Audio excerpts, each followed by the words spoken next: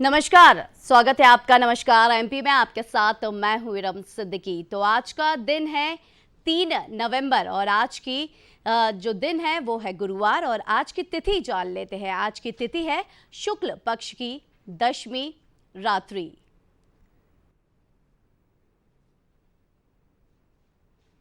तो चलिए इसी के साथ आगे बढ़ते हैं आज के विचार की तरफ और आज का विचार भी जान लेते हैं कि आज का विचार क्या है। तो आज का विचार है कि भरोसा खुद पर हो तो जो लिखा है तकदीर में वही पाओगे। भरोसा अगर खुद पर है तो खुदा वही लिखेगा जो चाहोगे।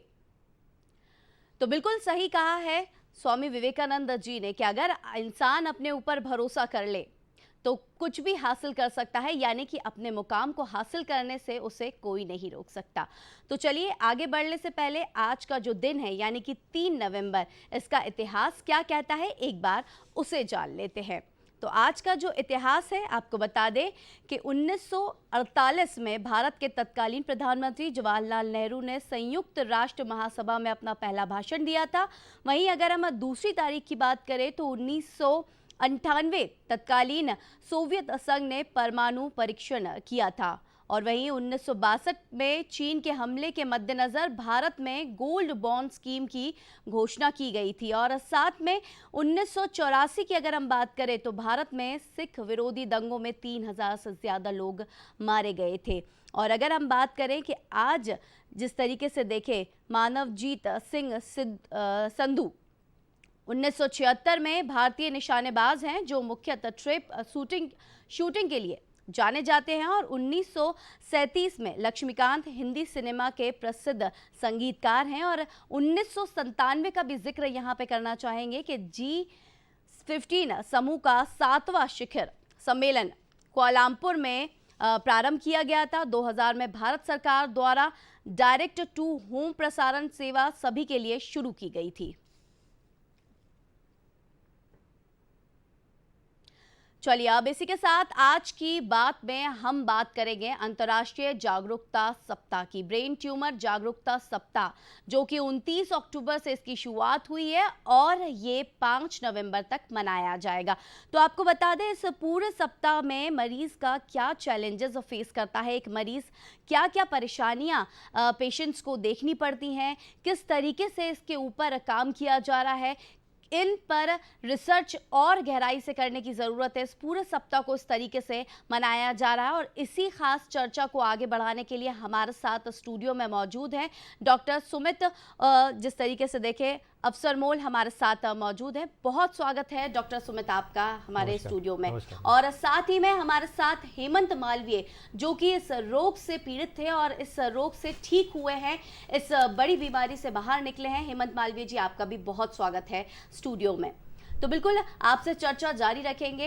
हेमंत मालवीय जी जिस तरीके से माफ़ी चाहते हैं, जिस तरीके से डॉक्टर सुमित जी अगर हम आपकी बात करें तो डॉक्टर सुमित जी बंसल हॉस्पिटल में न्यूरोसर्जरी के कंसल्टेंट हैं और सिर्फ न्यूरो सर्जरी के पेशेंट को मैनेज करना ही नहीं, स्पाइन रिलेटेड जो इश्यूज़ है और काफ़ी जो गंभीर बीमारी अगर हम बात करें ब्रेन ट्यूमर की, उसको किस तरीके से मैनेज करना है, साइकोलॉजिकल एस्पेक्ट्स क्या क्या होते हैं, उन सब को मैनेज करना वो बखूबी निभाना जानते हैं। चलिए उनसे चर्चा जारी रखते हैं। तो सुमित, डॉक्टर सुमित आपसे जानना चाहेंगे इस पूरे सप्ताह के बारे में, हम आपसे जानेंगे कि क्या है ये अंतर्राष्ट्रीय ब्रेन ट्यूमर सप्ताह। अंतर्राष्ट्रीय ब्रेन ट्यूमर सप्ताह ये पहली बार इंटरनेशनल ब्रेन ट्यूमर अलायंस 2005 में इन्होंने सभी ब्रेन ट्यूमर संस्थानों को मिलके दुनिया भर में ये प्रोग्राम चालू किया था। इसका मकसद यही था, इसका उद्देश्य यही था कि जनरल पब्लिक में, कॉमन मैन में ब्रेन ट्यूमर के बारे में थोड़ी अवेयरनेस बढ़ाई जाए। उसके आजू बाजू में ब्रेन ट्यूमर के अराउंड जो मिसकंसेप्शंस है, भ्रांतियाँ हैं, गलतफहमियाँ हैं, उससे उनको दूर किया जाए। और इस जो रिसर्च कम्युनिटीज़ है ऑल ओवर द वर्ल्ड, इस जो फंडिंग के ज़रिए हम कुछ रिसर्च करें कि ब्रेन ट्यूमर की ट्रीटमेंट कैसे बेटर करी जाए और कैसे इजीली अवेलेबल करी जाए जनरल पब्लिक को। तो ये एम को लेकर ही ये ब्रेन ट्यूमर जागरूकता सप्ताह मनाया जाता है।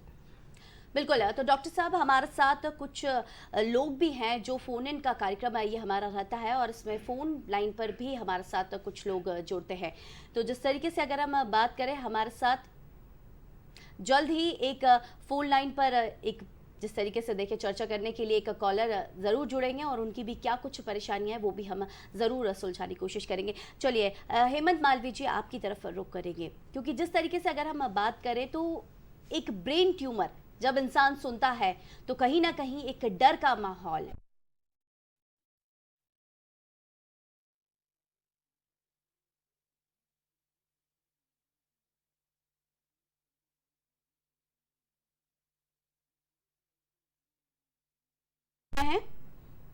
आपको मेरी आवाज मिल पा रही है? दमोह से महेंद्र पटेल हमारे साथ जुड़े हुए हैं डॉक्टर सुमित जी। मैडम नमस्ते। जी डॉक्टर जी साहब मेरा बताइए आपकी क्या नमस्कार जी नमस्कार। हमारा सवाल ये है कि जैसे डॉक्टर साहब ब्रेन ट्यूमर के जो प्रारंभिक लक्षण है मरीज में बिल्कुल। और वो कौन कौन से हैं, थोड़ा सा उस पर प्रकाश डालें, क्योंकि गाँव देहात में आदमी सुनकर ही मतलब घबरा जाता है और बिल्कुल, मतलब बिल्कुल। एक बेचैनी टाइप की होती है, थोड़ा सा बिल्कुल उस पर प्रकाश डालें। Okay sir. बिल्कुल बिल्कुल सर, इस पे हम धीरे धीरे प्रकाश डालेंगे। इरुम जी आगे लेके जाएगी जैसे प्रोग्राम को, तो इस पे जी हम धीरे धीरे प्रकाश डालेंगे और आपकी सब जो भी क्वेरीज है इनको क्लियर किया जाएगा। बिल्कुल। चले तो जल्द ही आपके सवाल का जो जवाब है वो जल्द ही डॉक्टर आप तक पहुंचाएंगे। तो हेमंत मालवीय जी आपकी तरफ रुख करेंगे। जिस तरीके से एक ब्रेन ट्यूमर जो मैंने आपसे सवाल किया था कि एक डर का माहौल बना देता है, तो जब आपको ये पता चला तो किस तरीके से आपकी प्रतिक्रिया थी? जैसे कि जब मुझे पता चला तो मैं अपने वर्क पे था और वर्क पे रहने के 2 दिन पहले मुझे अजीब सा लगा, मेरा सर दर्द हुआ और काफ़ी अंदर से भारीपन सा हुआ, तो फिर मैं वहीं पे सो गया। इसके बाद फिर मैंने अपने कर्जन है मेरे, उनसे संपर्क करा तो उन्होंने कहा आप घबराओ नहीं, सीधे आप हमारे हॉस्पिटल आ जाओ। फिर हम उनके सीधे हॉस्पिटल गए, सीधे गए बंसल हॉस्पिटल। तो वहाँ पे हमने फिर डॉक्टर साहब से कंसल्टेंट करा तो उन्होंने कुछ एमआरआई वगैरह लिखी। फिर हमने वो एमआरआई करा के फिर सर को दिखाया। फिर सर को दिखाने के बाद सर बोले कि नहीं ये कुछ ज़्यादा ही है, आप सीधे सीधे नितिन सर को दिखाइए। फिर हमने नितिन सर से जाके कंसल्टेंट करा तो फिर उन्होंने साफ साफ बोल दिया कि आपके पास 8-10 दिन का समय है, आप देख लीजिए, आप जल्द से जल्द एडमिट हो जाइए। जी तो बिल्कुल डॉक्टर, जिस तरीके से अगर हम अभी हेमंत मालवीय जी ने पूरी प्रतिक्रिया बताई अपनी कि किस तरीके से रिएक्शन रहा, क्योंकि अगर हम शुरुआती दौर की बात करें जब हमें पता चलता है, यानी कि हमें जब ब्रेन ट्यूमर का पता चलता है तो उसके लक्षण क्या क्या होते हैं वो हम बिल्कुल आपसे बिल्कुल। जानेंगे। बहुत अच्छा सवाल किया है इरम जी, और मैं महेंद्र जी को जो हमारे फ़ोन पे कॉल किया था उनको भी इस सवाल का जवाब देना चाहूँगा। तो ब्रेन ट्यूमर के लक्षण जो होते हैं, सबसे पहला लक्षण जो आता है, जो सब ज़्यादातर पाया जाता है, वो होता है सिर दर्द। सिर दर्द में भी जो होता है, जो सुबह सुबह वाला जो सिर दर्द होता है, और अगर वो सिर दर्द उल्टी के साथ होता है या पेशेंट को उल्टी जैसा महसूस होता है, तो चांसेस ये रहते हैं कि ब्रेन ट्यूमर के लक्षण ज़्यादातर हो सकते हैं। दूसरा लक्षण होता है कि मिर्गी के दौरे आना। तीसरा लक्षण होता है कि सुनने में कमी आना, दिखने में कमी आना, रोशनी कम होना आँखों की। चौथा लक्षण जो होता है, बर्ताव में बदलाव आना। पेशेंट कभी डिप्रेशन जैसे सिम्टम्स आ जाते हैं, लक्षण आ जाता है। पेशेंट थोड़ा अग्रेसिव हो जाता है, छोटी छोटी चीज़ों पे गुस्सा करने लग जाता है। तो ये भी लक्षण हमको नज़रअंदाज नहीं करना चाहिए। और पांचवा जो लक्षण होता है कि कभी कभी हम देखते हैं ब्रेन हिमरेज पेशेंट्स में, ब्रेन स्ट्रोक जिसे बोलते हैं, लकवा आ जाता है। तो कभी कभी एक साइड पेशेंट की वीक हो जाती है, तो ये भी एक प्रकार का ब्रेन ट्यूमर का लक्षण होता है। तो मैं समझता हूँ कि ये सारी लक्षण ब्रेन ट्यूमर की तरफ हमको पॉइंट आउट करते हैं। तो यही सारे जनरल लक्षण होते हैं ब्रेन ट्यूमर्स के। बिल्कुल डॉक्टर साहब, ब्रेन ट्यूमर की अगर हम बात करें तो कितने प्रकार के ब्रेन ट्यूमर होते हैं? बहुत बढ़िया सवाल किया है आपने। ब्रेन ट्यूमर मोटे मोटे तरीकों पे हम देखे जाए तो 120 से 130 प्रकार के होते हैं। बट हमको एक बात यहाँ पे ध्यान रखना है कि सभी ब्रेन ट्यूमर कैंसरस नहीं होते हैं। ये लाइन जो है इसको हमने अंडरलाइन करना है, क्योंकि सभी ब्रेन ट्यूमर्स कैंसरस नहीं होते हैं। अगर 100% ब्रेन ट्यूमर्स लिया जाए तो उसमें से 50 to 60% ब्रेन ट्यूमर्स कैंसरस होते हैं। बाकी जो होते हैं, बाकी हम ब्रेन ट्यूमर का वर्ड यूज़ ना करें तो बेटर रहेगा। मैं यहाँ पे गठान शब्द का प्रयोग करना चाहूँगा जी। हम गठान का प्रयोग करें तो बेटर रहेगा, क्योंकि ब्रेन ट्यूमर के आजू बाजू बहुत सारी गलतफहमियाँ फैली हुई है कि ब्रेन ट्यूमर हो गया तो हमको बस कैंसर ही हो गया है। तो ऐसा बिल्कुल नहीं है। ब्रेन ट्यूमर नॉन कैंसरस होता है और कैंसरस भी होता है। जी बिल्कुल। हेमंत मालवीय जी, आपकी तरफ रुख करेंगे। जिस तरीके से अगर हम ब्रेन ट्यूमर की लगातार हम बात कर रहे हैं, आप जब इस पीड़ा से निकले हैं, आप जब इस पीड़ा से निकलकर बाहर आ चुके हैं, अब आप उस जो क्षण आपने देखे हैं वो बहुत ही ज़्यादा गंभीर होंगे, आपके परिवार के लिए भी बहुत ज़्यादा दुखदायी होंगे। तो किस तरीके का सपोर्ट था आपके परिवार का आपकी?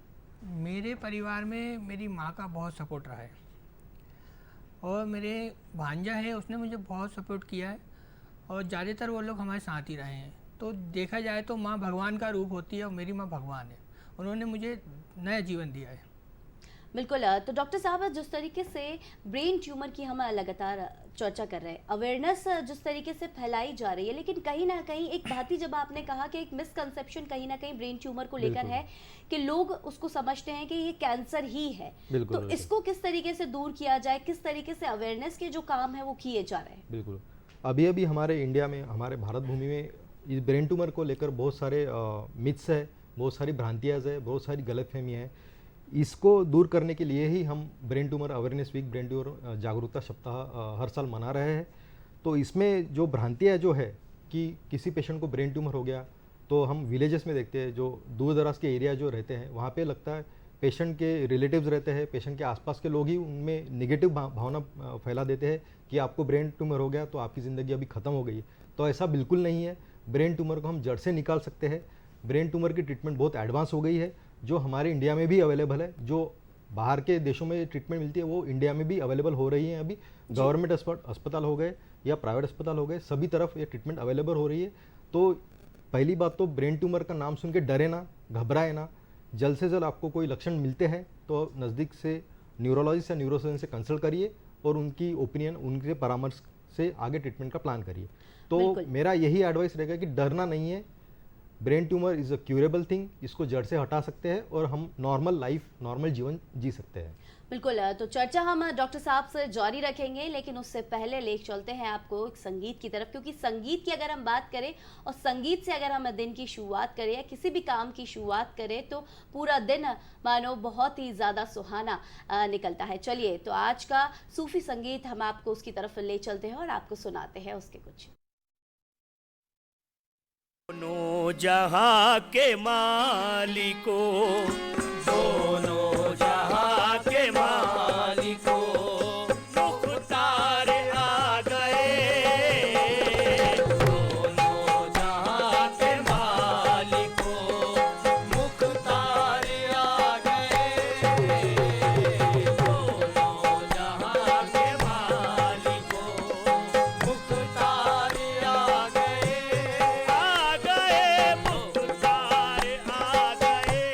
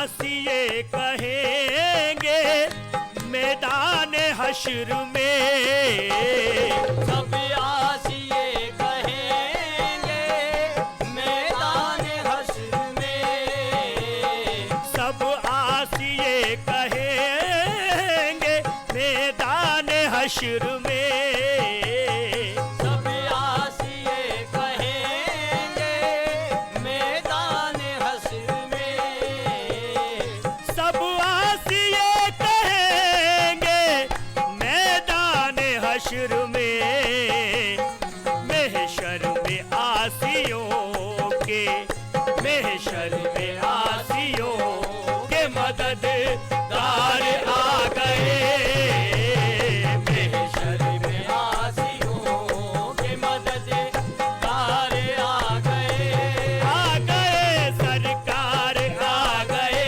आ गए सरकार ओ कमली वाले मोहम्मद, सरकार आ गए, सरकार आ गए, सरकार आ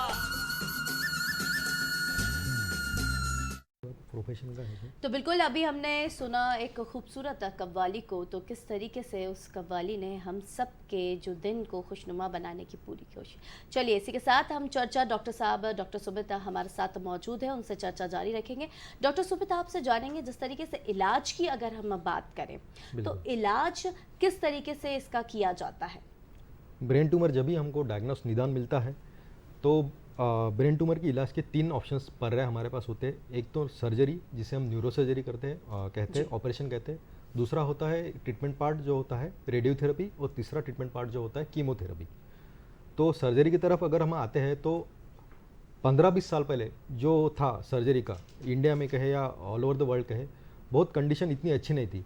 बड़ा चीरा लगता था, आधी खोपड़ी खोल देते थे, फिर हम ऑपरेशन करते। बट अभी बहुत एडवांस टेक्नोलॉजी आई है जिससे हम छोटे चीरे से, एक छोटे से छेद से पूरा ट्यूमर निकाल सकते हैं। हमारे पास बहुत एडवांस मशीन है जैसे कि माइक्रोस्कोप हो गया, एंडोस्कोप हो गया, न्यूरो नेविगेशन जो एक नई सिस्टम जो आई है, जो पिछले 5-10 साल में हमको अवेलेबल हुई है। ये जो होती है हमारे फ़ोन में जैसा GPS होता है कि हमको एक जगह से दूसरी जगह जाने के लिए कौन सा रास्ता। डॉक्टर साहब मैं आपको यहाँ बीच में रोकना चाहूंगी। डॉक्टर प्रदीप साहू भोपाल से हमारे साथ जुड़े हैं। जी डॉक्टर साहब, क्या सवाल है आपका? जी जी, गुड आफ्टरनून एवरीवन। पूरा प्रश्न हाँ, मेरा प्रश्न डॉक्टर सुमित से है। बोलिए सर। हेलो, हाँ बोलिए सर। करिए क्या? जी आपकी आवाज मिल पा रही है? हाँ, मैं डॉक्टर सुमित ये पूछना चाहता हूँ कि ब्रेन ट्यूमर और ब्रेन कैंसर में क्या फर्क होता है, और हाँ, दूसरी चीज ब्रेन ट्यूमर के वार्निंग सिम्टम्स क्या होते हैं? बिल्कुल वार्निंग सिम्टम्स क्या होते हैं? बिल्कुल। और प्राइमरी ब्रेन ट्यूमर क्या होता है, या इसकी और भी कोई फर्दर स्टेजेस होती हैं? बिल्कुल और ये जो ट्यूमर होता है क्या मेडिकेशन के द्वारा, मेडिकेशन से मतलब है मेडिसिन के द्वारा ट्रीट किया जा सकता है, या सिर्फ सर्जरी इसका एक ऑप्शन?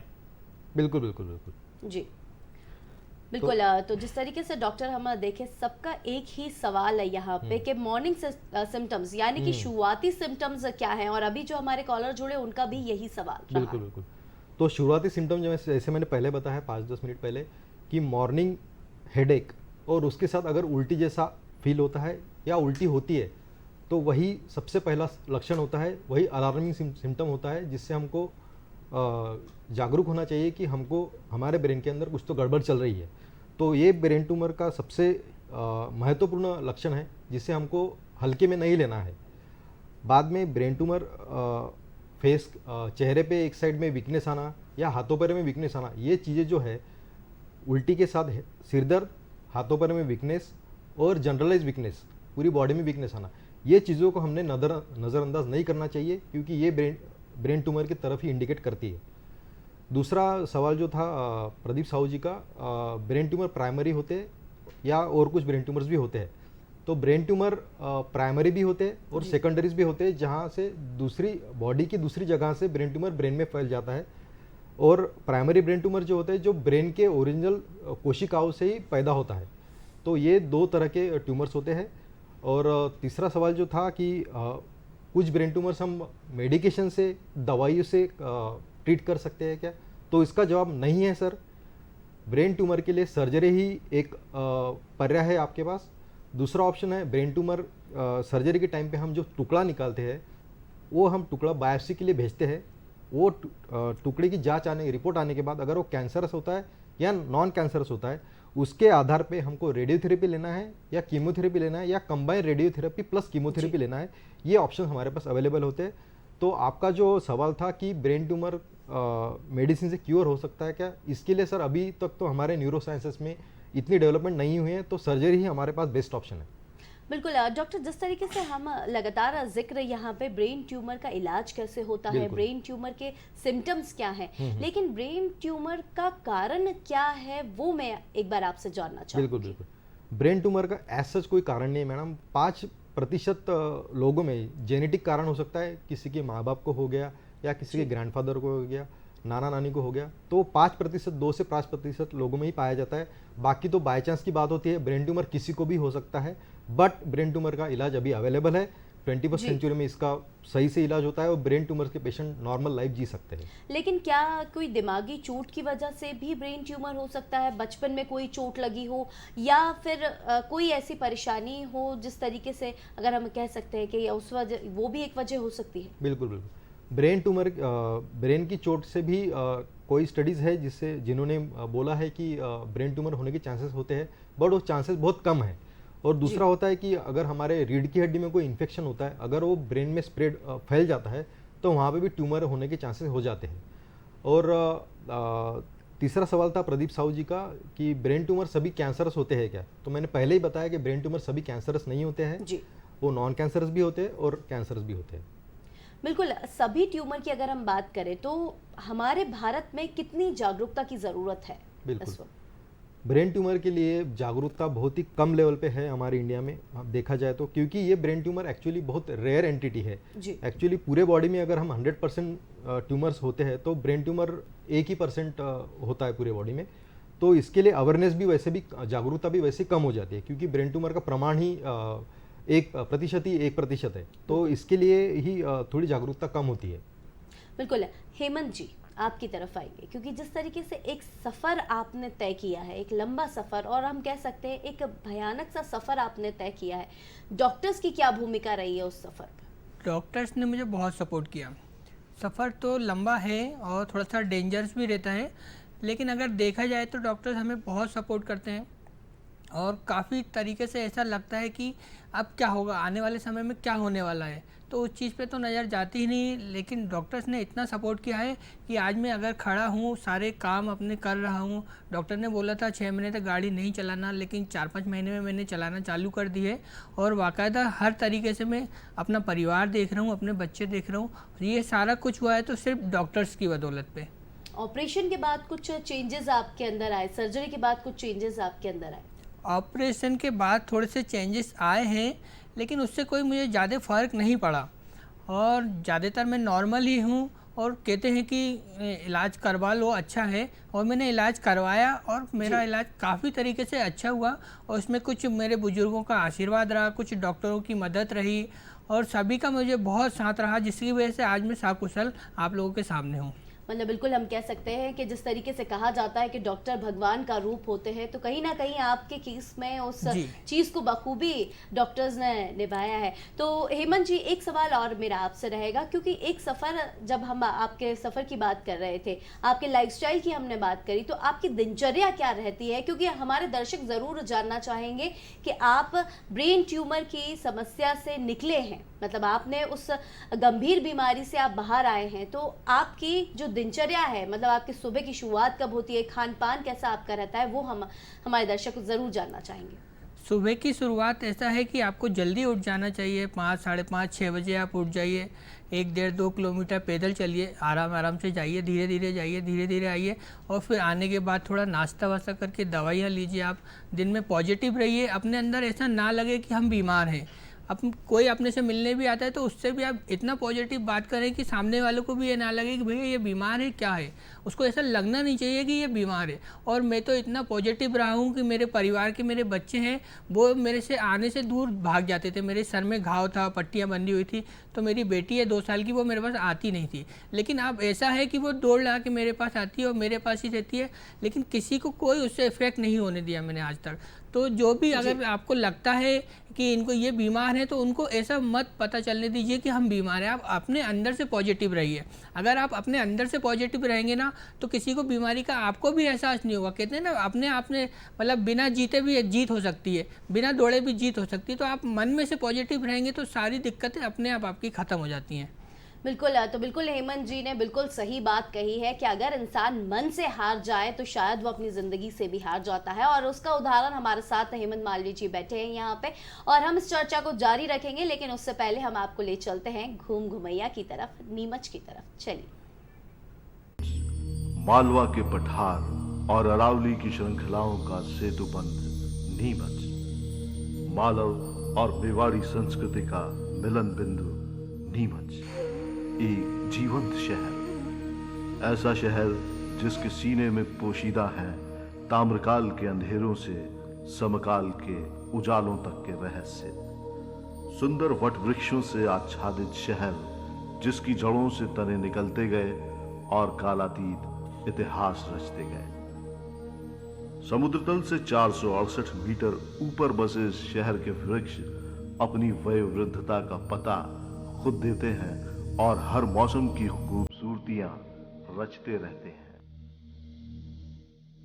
कांधका का प्राचीन ताम्रपत्र बताता है कि इसे मीणा जनजाति ने बसाया था। जनश्रुति है कि ये तब मीणच था जिसे मुक्सुक ने मीमच और फिर नीमच बना दिया।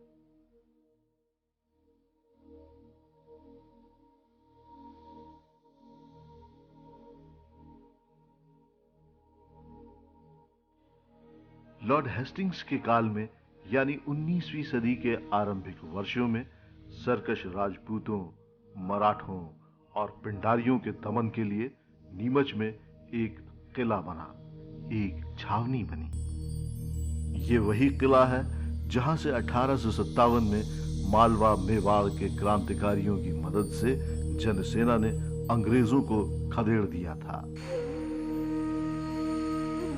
किसी शहर की नब्ज को टटोलने के लिए उसके पुराैतिहासिक महत्व और इतिहास को जानना जरूरी है, और इसीलिए हम पहुंचे नीमच से सटे बरूखेड़ा में। यहाँ शैव, शाक्त और वैष्णव मंदिरों की काल के थपेड़ों से बची एक छोटी सी मंदिर श्रृंखला भी है। बरूखेड़ा के मंदिर प्राचीन स्थापत्य कला के महत्व को लिए हुए हैं। यह स्थान मध्यकाल में शैव और संस्कृति का केंद्र रहा है। मंदिर राजपूत कला के एक अभिनव उदाहरण है। यहाँ पर मंदिरों की संख्या कुल 4 है, जिसमें 3 मंदिर भगवान शिव को समर्पित है और 1 मंदिर भगवान चारभुजानाथ को समर्पित है। आप पीछे जो मंदिर देख रहे हैं शिव मंदिर क्रमांक 1 कहते हैं। यह काफ़ी सुंदर मंदिर है और उस मंदिर में काफ़ी पहले प्रतिमाएं थी, किंतु धीरे धीरे प्रतिमाएं नदारत हो गई। उनकी संख्या आज नगण्य है। वहाँ पर महिषासुर मर्दिनी की एक प्रतिमा 16 भुजा और एक भगवान शिव की नृत्यरत प्रतिमा है, जो अपने आप में बड़ी सुंदर प्रतिमा है। दूसरा मंदिर भी शिव मंदिर है। इस मंदिर की सबसे बड़ी विशेषता यह है कि यह मंदिर भगवान शिव को समर्पित होकर के इसमें नृत्यरत गणेश की प्रतिमा और उसके साथ साथ में गुरुड़ की प्रतिमा थी, किंतु कालांतर में ये प्रतिमाएं दोनों यहाँ से विलुप्त हो गई, इनकी चोरी हो गई।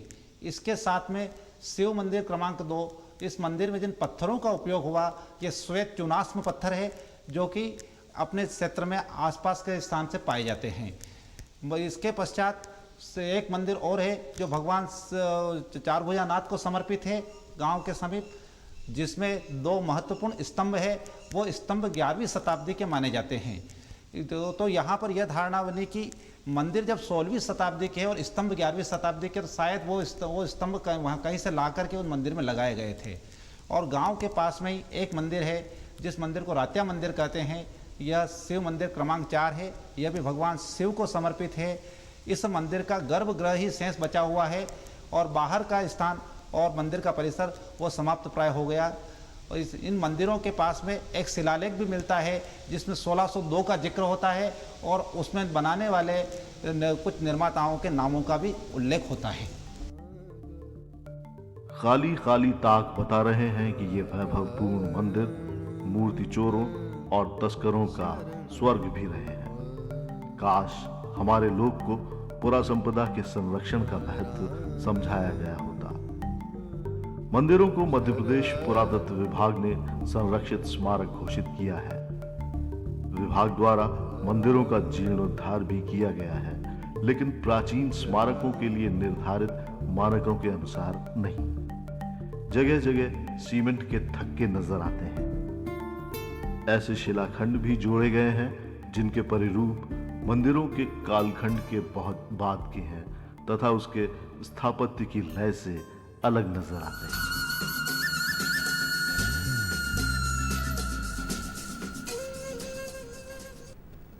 तो चर्चा को हम जारी रखेंगे। डॉक्टर सुमित हमारे साथ स्टूडियो में मौजूद हैं। डॉक्टर सुमित, जिस तरीके से हम लगातार ब्रेन ट्यूमर की बात हम कर रहे हैं, ब्रेन ट्यूमर के जो इलाज है उसमें क्या क्या एडवांसेस है, यानी कि टेक्नोलॉजी दिन पे दिन बढ़ती जा रही है, तो क्या और एडवांस टेक्नोलॉजी है जो इसमें प्रयोग की जा रही है? बिल्कुल बिल्कुल। हम खुद को हमने लकी मानना चाहिए कि हम we are in 21st century और एडवांस टेक्नोलॉजिकल एडवांस में इतनी हो चुकी है कि हमारे न्यूरोसर्जिकल फील्ड में भी बहुत ज़्यादा टेक्नोलॉजिकल एडवांसेस आ गए हैं। मशीनें आई है जिसे हम माइक्रोस्कोप कहते हैं, एंडोस्कोप कहते हैं। दूरबीन द्वारा सर्जरी हो सकती है, छोटे चीरे से सर्जरी होती है जो चीरा दिखता भी नहीं है। और आते हैं न्यूरो नेविगेशन सिस्टम जो अभी 10-15 साल से हमको अवेलेबल हुआ है। उससे जैसे हमारे फ़ोन पे गूगल मैप होता है कि एक जगह से दूसरी जगह जाने के लिए हमको कौन सा रास्ता नज़दीक रहेगा, कौन सा सेफ़ रहेगा, वैसे ही हम पेशेंट का MRI करके वो मशीन में डाल देते हैं और मशीन हमको बताती है कि आप सेफली इस गठान तक, ब्रेन के ट्यूमर तक कहाँ कैसे पहुंच सकते हैं और हम टुकड़ा कैसे निकाल सकते हैं। तो ये सारी एडवांसमेंट आई है दुनिया में। इसको हम इमेज गाइडेड सर्जरीज बोलते हैं। और दूसरा पार्ट होता है सर्जरी के बाद अगर पेशेंट का ट्यूमर कैंसर आता है तो रेडियोथेरेपी क्या आता है। तो रेडियोथेरेपी के भी 2-3 टाइप्स होते हैं। एक होता है स्टैंडर्ड रेडियोथेरेपी जो एक लो डोज रेडियोथेरेपी रहते हैं, हम हफ्ता भर पेशेंट को देते हैं। और दूसरा होता है स्टेरियोटैक्टिक रेडियो सर्जरी। तो स्टेरियोटैक्टिक रेडियो सर्जरी में जो होता है कि हाईली कॉन्सनट्रेटेड डोज जो रहता है रेडियोथेरेपी का, हम ब्रेन ट्यूमर को देते हैं जिससे कि ब्रेन ट्यूमर पिघल जाता है, अपने आप पिघल जाता है। और तीसरी बात होती है कीमोथेरेपी। तो बाकी बॉडी में अगर अंग में अगर जहाँ कैंसर होता है तो हमको कीमोथेरेपी इंजेक्शन द्वारा दी जाती है। हम लकी है कि हमारे ब्रेन ट्यूमर्स में ऐसा नहीं है, हम गोलियों से कीमोथेरेपी प्रदान करते हैं जिसका रिजल्ट भी बहुत अच्छा है। बिल्कुल डॉक्टर साहब, एक सवाल और मेरे जहन में बहुत देर से ये है, क्योंकि एक व्यवसाय की अगर हम बात करें, प्रोफेशन की अगर हम बात करें, तो क्या ब्रेन ट्यूमर का जो पेशेंट है जिसकी सर्जरी हो चुकी है या उस परेशानी से अभी ग्रसित है, तो उस पेशेंट का प्रोफेशन क्या होना चाहिए? बिल्कुल, आपके पास जीता जागता एग्जाम्पल हेमंत जी है जो अपना प्रोफेसर नॉर्मली कर रहे हैं। तो प्रोफेशन के बारे में बताया जाए तो एक प्रोफेशन होते हैं, एक हाई रिस्क कैटेगरी में आते हैं, एक लो रिस्क कैटेगरी में। लो रिस्क कैटेगरी में जो रहते हैं कि बैंकिंग जॉब्स जो होते हैं, जो सॉफ्टवेयर इंजीनियर्स है, जो लैपटॉप यूज़ करते हैं, जो ऑफिस वर्क जो जहाँ पे बैठने का काम है, तो ये काम हम इजीली कर सकते हैं brain tumour survivor patients. High risk category में जो जॉब्स आते हैं, मीन्स हेवी मशीनरीज हो गया, ड्राइवर्स हो गए, ड्राइविंग जॉब जो होता है जहाँ पे रिस्क थोड़ी ज़्यादा हो जाते हैं, तो हम इन पेशेंट में थोड़ा हम इनको मना कर देते हैं कि ये जॉब ना करे या थोड़ा इनसे ब्रेक ले ले। तो जॉब में तो नॉर्मल लाइफ, नॉर्मल जीवन जी सकता है ब्रेन ट्यूमर की सर्जरी के बाद भी। तो यही मेरा कहना है। बिल्कुल। हेमंत जी, आपकी तरफ आएंगे, क्या प्रोफेशन है आपका, क्या काम करते हैं आप? मेरा फर्नीचर का काम है, मैं ठेके से लेता हूँ, जैसे कि मॉड्यूलर किचन, बेड वगैरह मेरा बनाने का काम है। बिल्कुल। जिस तरीके से देखें तो किस तरीके की और परेशानियां आपको उसका सामना करना पड़ रहा है सर्जरी के बाद? सर्जरी के बाद 4-5 महीने मुझे रेस्ट लेना पड़ा है, क्योंकि कहीं जा नहीं सकते थे, आ नहीं सकते थे, गाड़ी घोड़े चलाने में दिक्कत थी, डॉक्टर्स ने मना करा था। तो उस चक्कर में कुछ कस्टमर एडवांस में थे कि भैया नहीं हमें आप ही से करवाना है, तो फिर उनको वेट करना पड़ा 3-4 महीने के लिए। फिर जब काम पे चालू गया तो फिर उनका काम करना पड़ा है। बिल्कुल। डॉक्टर सुमित, साइकोलॉजिकल सपोर्ट की अगर हम बात करें तो क्या होता है? बिल्कुल, ये बहुत अच्छा सवाल किया है आपने यूरुम जी। साइकोलॉजिकल सपोर्ट जब ब्रेन ट्यूमर का निदान होता है वो फैमिली बहुत डिस्टर्ब हो जाती है, साइकोलॉजिकल उनको ट्रॉमा हो जाता है, एक तरह से एक इंजरी हो जाती है साइकोलॉजिकल। कई फैमिलीज हमने ऐसी देखी है कि वो डिप्रेशन में चले जाती है, जैसे ही उनको पता चल जाता है वो एक शॉक में चले जाते हैं कि हमारे पेशेंट को, हमारे रिलेटिव्स को ब्रेन ट्यूमर हो गया। तो ऐसा नहीं है।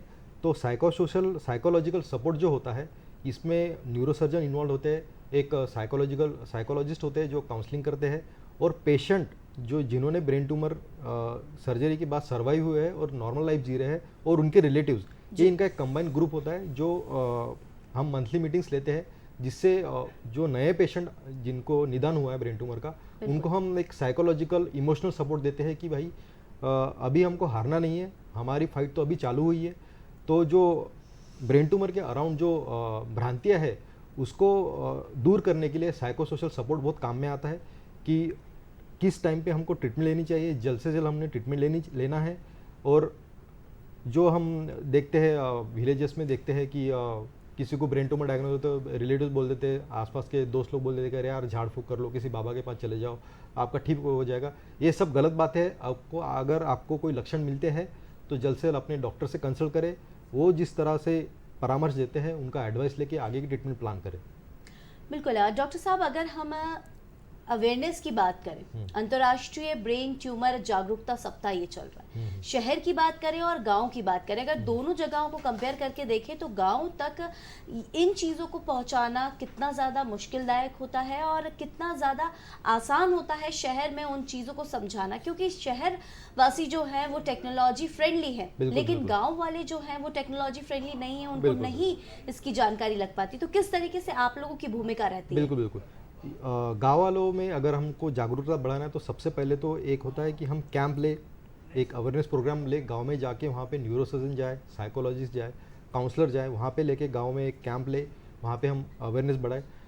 एक्चुअली क्या होता है, शहर में तो सबके पास मोबाइल फ़ोन्स होते हैं, सबके पास इंटरनेट अवेलेबल होता है, सोशल मीडिया होता है, फेसबुक है, ट्विटर है, तो वहाँ से गूगल होता है, वहाँ से हम सब जानकारी ले सकते हैं। बट गाँव में ऐसा माहौल नहीं होता है। गाँव में किसी को भी छोटी चीज़ भी हो जाए तो निगेटिव चीज़ें बताने वाले हज़ारों लोग रहते हैं, तो गांव में थोड़ी दिक्कत हो जाती है हमको। बट इसके भी ओवरकम करने के लिए हमारे पास हॉस्पिटल है, हॉस्पिटल का स्टाफ है, सोशल मीडिया है, इन चीज़ों का हम अच्छे से उपयोग करके इन चीज़ों के ब्रेन ट्यूमर के बारे में जागरूकता हम बढ़ा सकते हैं। बिल्कुल। परिवार के लोगों को किन बातों का ध्यान रखना चाहिए?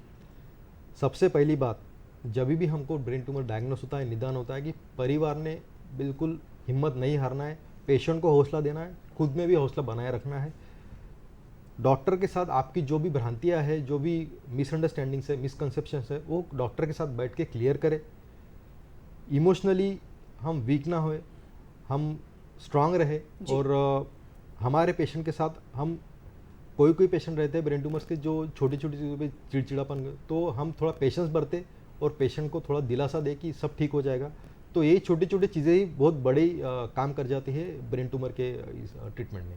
बिल्कुल। एक्सरसाइज की अगर हम बात करें तो क्या सर्जरी के बाद एक्सरसाइज करना पॉसिबल है, और अगर है तो क्या योगा जैसी एक्सरसाइज की अगर हम बात करें या बाकी एक्सरसाइज की बात करें तो क्या वो एक लाइफस्टाइल में आता है पेशेंट के या नहीं? बिल्कुल मैम, तो ये तो सभी के लिए, इरम जी, तो ये सभी के लिए है कि लाइफस्टाइल मॉडिफिकेशन। अभी हमारी लाइफ इतनी स्ट्रेसफुल हो गई है कि हमको खुद के लिए टाइम मिलता नहीं है। ब्रेन ट्यूमर के पेशेंट्स की बात की है तो उनके लिए योगा, मेडिटेशन, मॉर्निंग सुबह उठ के थोड़ा आधा घंटा वॉक कर लिया, मॉर्निंग वॉक कर लिया, ये छोटी छोटी चीज़ें। और डाइटरी कंट्रोल जो होता है कि थोड़ा कम फैट वाला डाइट खाए, कम चर्बी वाला, कम तेल वाला डाइट खाए, कम कैलोरीज वाला, कम शुगर वाला डाइट खाए। तो ये 2-3 चीज़ें थोड़ा मॉडिफाई करके, लाइफस्टाइल मॉडिफिकेशन करके हम थोड़ी लाइफ थोड़ी बढ़ा सकते हैं, और क्वालिटी ऑफ लाइफ थोड़ी, जो जीवन जीने का जो तरीका है उसको हम अच्छे से बढ़ा सकते हैं। बिल्कुल है। तो डॉक्टर साहब से हम चर्चा जारी रखेंगे। फिटनेस का जिक्र अभी डॉक्टर साहब ने किया ही है, तो चलिए हम हमारे अगले सेगमेंट फिटनेस की तरफ आपको ले चलते हैं। तो आइए, क्या खास है फिट रहने के लिए आपके लिए, आइए आपको दिखाते हैं। सुबह की सैर न सिर्फ आपको तरोताजा रखती है बल्कि बहुत सारी बीमारियों से लड़ने की शक्ति भी देती है। इसका मुख्य कारण है स्वच्छ हवा, जो आपको दिन भर की भाग दौड़ में नहीं मिलती, और आजकल के प्रदूषण भरे माहौल में शुद्ध ऑक्सीजन मिलना बहुत मुश्किल है। सुबह मात्र आधे घंटे सैर करना भी जिम में घंटों पसीने बहाने से ज्यादा फायदेमंद है। जो लोग उम्र दराज हैं, उनके लिए तो सुबह की सैर अमृत समान है। सर कब से मॉर्निंग वॉक कर रहे हैं आप? काफ़ी टाइम हो गया है। काफ़ी आपने इतने सालों से मॉर्निंग वॉक कर रहे हैं, क्या क्या फ़ायदे मिलते हैं अपनी बॉडी के लिए जो हमें बहुत ज़्यादा रिलैक्स देते हैं और हेल्थ के लिए अच्छे होते हैं? अब चल ही रहा हूँ अभी तक। अब almost now I am 70 years of age, so चल ही रहा हूँ। मतलब एज से मैटर नहीं करता, मतलब अच्छी फिटनेस बनी रहती है, स्पीड बनी रहती है। सर आप कितनी देर वॉक करते हैं? लगभग 40 मिनट्स 40 मिनट्स करते हैं। 4 किलोमीटर्स कवर करते हैं। कितने बजे शुरू करते हैं और कितने बजे तक आपका शेड्यूल रहता है? 6:30 से के बीच, 6:30 to 6:45 50 के बीच में शुरू करते हैं। सभी को एडवाइस करेंगे कि वॉक करना चाहिए, घूमना चाहिए, प्राणायाम योग सब करना चाहिए, हेल्थ ठीक रहती है। मानो या ना मानो, लेकिन सुबह की सैर करने से इंसान की उम्र भी बढ़ती है। आसान भाषा में कहें तो बहुत सारी बीमारियों का आसान सा समाधान है सुबह की सैर, यानी मॉर्निंग वॉक। प्रातः काल की खुली स्वच्छ वायु में भ्रमण करने से शरीर रोग मुक्त रहता है, अथवा जिन रोगों से हम ग्रसित हैं उनमें कुछ राहत अवश्य महसूस करते हैं। बच्चे हों या बुजुर्ग, महिला हो या पुरुष, सभी की अच्छी सेहत हेतु प्रातः भ्रमण एक संजीवनी है। प्रातः भ्रमण सेहत बनाने का बहुत सरल। तो बिल्कुल चर्चा जारी रखेंगे। हेमंत मालवीय जी आपकी तरफ रुख करेंगे। जिस तरीके से अगर हम बात करें ब्रेन ट्यूमर का हमने जिक्र करा, और ब्रेन ट्यूमर से रिलेटेड अगर हम सवाल हम लगातार सुमित जी से भी कर रहे हैं, और ब्रेन ट्यूमर की अगर हम बात करें तो ज़िंदगी में किस तरीके के उतार चढ़ाव और देखे हैं आपने जब आप इस परेशानी से जूझ रहे थे? ज़िंदगी में इतने ज़्यादा उतार चढ़ाव तो नहीं होते हैं, नॉर्मली ज़िंदगी वैसी ही चलती है, लेकिन कुछ समय पे ऐसा होता है कि कुछ दिक्कतें हमें होने लगती हैं, और अगर हम उन दिक्कतों पे ना ध्यान दे के अपनी ज़िंदगी को रोटेशन में चलाते रहें, धीरे धीरे चलाते रहें, तो सारी दिक्कतें अपने आप ख़त्म हो जाती हैं। कहते हैं जैसे अगर धुंध हो, धुंध को ध्यान ना दो और धीरे धीरे आप आगे चले आओ तो धुंध तो ऑटोमेटिक छट ही जाती है। तो इसलिए अपने आप को मोटिवेट करे रहें और बीमारी को ध्यान ना दें, अपना खाना वगैरह टाइम पे खाएं, टाइम पे अपनी दवाइयाँ लें, और सारी दिक्कतें आप ऊपर वाले पे छोड़ दें। अगर आप ऊपर वाले पे सारी दिक्कतें छोड़ देते हैं तो ऊपर वाला खुद आपका ध्यान रखता है, इसमें कोई दो राय नहीं है। बिल्कुल। आप अपने आप को मोटिवेट करने के लिए और अपना कॉन्फिडेंस बढ़ाने के लिए क्या करते हैं? मैं अपनी बीमारी पे बिल्कुल ध्यान नहीं देता हूँ, और ज़्यादातर जो मेरे से जुड़े हुए हैं, मेरे फ्रेंड्स सर्कल में हैं, मेरे परिवार हैं, मेरे भांजे वगैरह हैं, इन लोगों का मैं विशेष तौर पे ध्यान रखता हूँ ताकि मैं अपनी बीमारी अपने अंदर आने ना दूँ, उस पर ध्यान ना दूँ जिसकी वजह से मुझे तकलीफ़ हुई है। तो ज़्यादातर आप दूसरों को खुश रखो तो दूसरे अपने आप आपको खुश रखेंगे। बिल्कुल। तो डॉक्टर साहब, जिस तरीके से देखें कि एक परिवार ही है जो हर बीमारी में एक अहम भूमिका निभाता है, क्योंकि ब्रेन ट्यूमर दिमाग से ही पूरा शरीर चलता है, और ऐसे में अगर उसी में कोई खराबी आ जाए तो कहीं ना कहीं एक शरीर ही पूरा हम कह सकते हैं कि बेमायने हो जाता है। बिल्कुल बिल्कुल बिल्कुल। परिवार का रोल ब्रेन ट्यूमर की ट्रीटमेंट में बहुत ज़्यादा कारीगर पाया है हमने, क्योंकि परिवार का सपोर्ट नहीं रहता है तो ब्रेन ट्यूमर के पेशेंट की जो कंडीशन होती है वो दिन ब दिन बदतर होती जाती है। इस बारे में मैं कहना चाहता हूँ कि हेमंत जी जो है बहुत ही पॉजिटिव पेशेंट है जी। ऐसे ही हमारा एक brain tumour support group foundation है जो डॉक्टर नितिन गर्ग ने स्थापित की है। उसी में हम ऐसे पॉजिटिव पेशेंट्स रहते हैं और जिनके रिलेटिव्स है, जिन्होंने हमको केयर गिवर के तरह काम किया है, इनका सपोर्ट ग्रुप रहता है, और उसमें हम काउंसलर भी इन्वॉल्व करते हैं, और हम मंथली मीटिंग, जूम मीटिंग हो जाए या फिजिकल मीटिंग भी होते हैं। तो ये पॉजिटिव थॉट्स जो है हम जो नए ब्रेन ट्यूमर्स के पेशेंट है उनको हम देते हैं, तो उनका सफ़र भी थोड़ा आसान हो जाता है।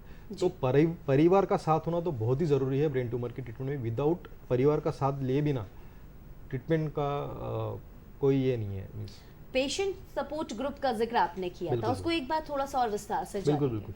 पेशेंट सपोर्ट ग्रुप जो होता है उसमें एक न्यूरोसर्जन होता है, एक साइकोलॉजिस्ट होता है जो काउंसलिंग का काम करते हैं, और पेशेंट्स जो हम उनको कह सकते हैं ब्रेन ट्यूमर सर्वाइवर, जिन्होंने ब्रेन ट्यूमर का फाइट जीत लिया है, जैसे हेमंत मालवीय जी है, और उनके रिलेटिव्स, उनके केयर गिवर्स कह सकते हैं, रिश्तेदार, ये सभी का इनका एक ग्रुप रहता है।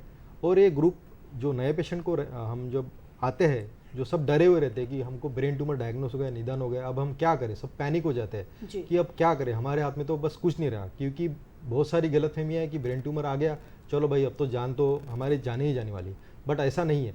तो तो हेमंत मालवीय जी जैसे पॉजिटिव पेशेंट जो है, ये बहुत सारा इसमें बहुत अच्छा सपोर्ट किरदार निभाते हैं कि अगली फैमिली को इमोशनली स्ट्रांग बनाना और उनको मोटिवेट करना, ये चीज़ें बहुत सारी हमारे लिए इजी हो जाती है। और दूसरा हमारा जो ब्रेन ट्यूमर सपोर्ट ग्रुप जो है, ये कभी कभी कोई फाइनेंशियली वीक पेशेंट जो होते हैं, पुअर पेशेंट है, इनमें भी हम थोड़ा ट्राई करते हैं कि इनको थोड़ा फाइनेंशियली इकोनॉमिकली हम थोड़ा ये कर ले, तो उससे थोड़ा उनका काम भी इजी हो जाता है। तो ये सारी चीज़ें हैं और इसी के भरोसे हमको ये फाइट जीतना है।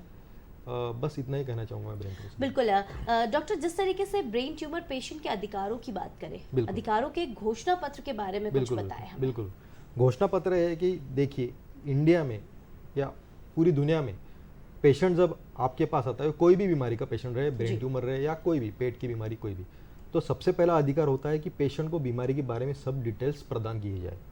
पेशेंट को हक होता है कि वो सभी छोटी छोटी चीज़ें बीमारी को लेके डॉक्टर से जान ले, और डॉक्टर का भी काम होता है कि वो पेशेंट को सभी छोटी छोटी चीज़ें उनको डिटेल में बताए। दूसरा होता है कि पेशेंट के जब हम सीटी स्कैन कराते हैं, एमआरआई कराते हैं, वो सब डिटेल रिपोर्ट पेशेंट को समझाया जाए, उनकी फैमिली को समझाया जाए। तीसरा अधिकार जो होता है पेशेंट का, जो अधिकार होता है कि ट्रीटमेंट के ऑप्शंस हमारे पास क्या क्या है, वो पेशेंट को डिटेल में बताया जाए। समझो पेशेंट को एक ब्रेन ट्यूमर है, जो हमको लगता है स्कैन वाइज की कैंसरस है, तो सर्जरी का ऑप्शन बता दिया उनको, एक रेडियो सर्जरी का, रेडियोथेरेपी का और कीमोथेरेपी का। इसमें इस थेरेपी को लेके, इन सर्जरी को लेके जो भी डाउट्स है, ये पेशेंट के जो भी डाउट्स है वो क्लियर करना ये डॉक्टर का काम है, और क्लियर करवाना और ये सवाल पूछना ये पेशेंट का सबसे बड़ा अधिकार है। इससे कोई आपको मना नहीं करेगा, आप जो भी सवाल है किसी भी टाइम डॉक्टर से पूछ सकते हैं। चौथा अधिकार होता है कि फाइनेंशियल कितना हमको इसमें खर्चा आएगा, ये सब चीज़ें पहले ही क्लियर करें तो बेटर रहता है डॉक्टर से या काउंसलर से। और पांचवा होता है कि थेरेपी के बाद कोई साइड इफ़ेक्ट्स तो नहीं है, इससे हमारी ज़िंदगी में क्या बदलाव होंगे, इसमें हमको क्या साइड इफ़ेक्ट झेलने पड़ेंगे, हमारी शरीर पे कुछ बदलाव तो नहीं होंगे, ये सब चीज़ें जानने का अधिकार पेशेंट को सब होता है। तो मोटे मोटे तौर पे मैंने सब आपको अधिकार बता दिए हैं, और सभी के लिए मैं बता रहा हूँ ये अधिकार आपके ही है। आप किसी भी अस्पताल में जाइए, प्राइवेट हो या गवर्नमेंट हो, आप अपने डॉक्टर से सब डिटेल में पूछना आपका अधिकार है, इससे आप कोई आपको मना नहीं कर सकता। बिल्कुल। जाते जाते एक संदेश हमारे दर्शकों के लिए। बिल्कुल बिल्कुल। तो इस संदेश के बारे में मैं 3-4 बातें बताना चाहूँगा कि ब्रेन ट्यूमर के लक्षण जो भी मैंने बताया है, सिर दर्द है, लकवा है, मिर्गी का दौरान है, इनको हल्के में ना ले। जब भी आपको ब्रेन ट्यूमर के छोटे छोटे लक्षण दिख जाते हैं तो आपके न्यूरोसर्जन या न्यूरोलॉजिस्ट को दिखा दे, वो जो एडवाइस करते हैं उसके हिसाब से ट्रीटमेंट ले। दूसरा होता है कि हमको हिम्मत नहीं हारना है। ब्रेन ट्यूमर यहाँ है, ये एग्जिस्ट करता है, बट इसका उपचार, इसको हम जड़ से मिटा सकते हैं। इतनी टेक्नोलॉजी हमारे इंडिया में है, बाकी देशों में भी है, और ये इजीली अवेलेबल है, ऐसा नहीं है कि आपको अवेलेबल नहीं हो जाएगी। तो तीसरा है कि हमको हारना नहीं है, ये चीज़ें। और चौथा है कि सपोर्ट्स ग्रुप जो होते हैं जी, इनका बहुत अच्छा रोल इसमें करता है। तो सपोर्ट ग्रुप का फ़ायदा ले।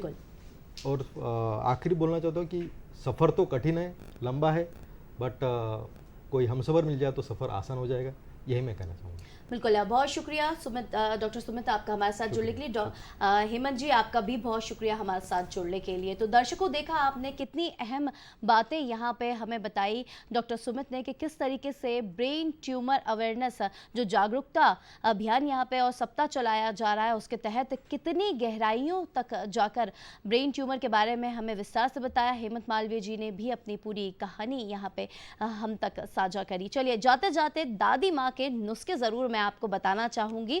तो यहाँ दादी माँ का नुस्खा अगर बात करें, क्योंकि सर्दियों के दिन शुरू हो गए हैं, गुलाबी सर्दी हम कह सकते हैं, गुलाबी सर्दियों के दिन शुरू हो गए, और ऐसे में सर्दी खांसी का जो ये मौसम है, क्योंकि कहीं ना कहीं हर घर में हमें देखने को मिल रहा है, और ऐसे में अगर हम बात करें नुस्खे की, दादी माँ के नुस्खे की, तो दादी माँ का एक ख़ास नुस्खा यहाँ पे है कि अनार का जूस, उसमें थोड़ा सा अदरक मिला ले और पीपली का पाउडर डालने से खांसी में आराम मिलता है।